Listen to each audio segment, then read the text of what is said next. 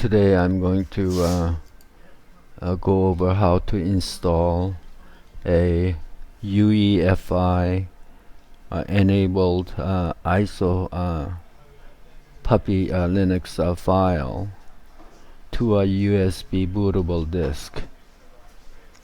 I've covered a similar topic in the past, but this is by using a GUI, RosaImageWriter, and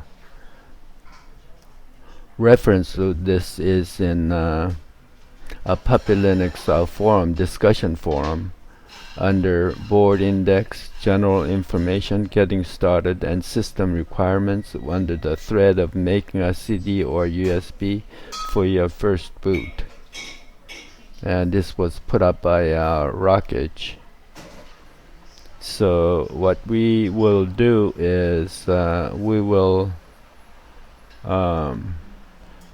pay Rufus is great for a Windows program that makes a bootable a USB Puppy Linux stick.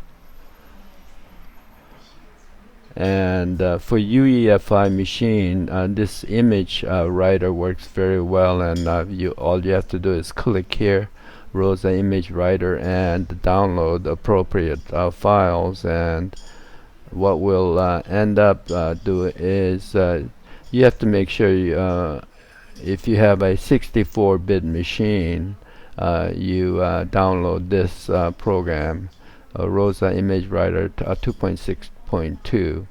And if you have a 32-bit machine, you have to download the 32-bit compatible tar. And then I've already extracted it here, and then I've also downloaded the FOSA Pup 64 9.5. This is what we'll install to a USB stick.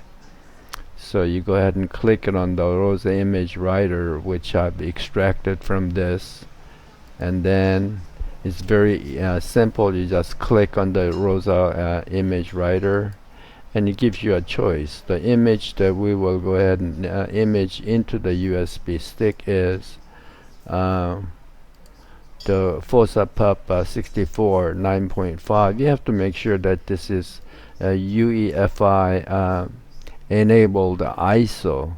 For example, for older Puppy Linux, that's primarily an ISO file to be loaded into legacy may not work. But more recent FOSA, the Puppy Linux variants of ISO should work. So we'll go ahead and open that up, and we'll stick in a USB stick. So, and then it should recognize it, and it's USB storage device, and you simply just write. It gives you a warning. It will be lost. Are you sure you want to proceed? Yes. So it's pretty quick. And then after this done, all you have to do is take it out and install it into the UEFI machine, and make sure that it boots into the USB stick. And I've tested this out on 2 different machines at home, on a UEFI machine, and it works fine. And you'll be able to run it, and then have the save folder into an internal hard drive.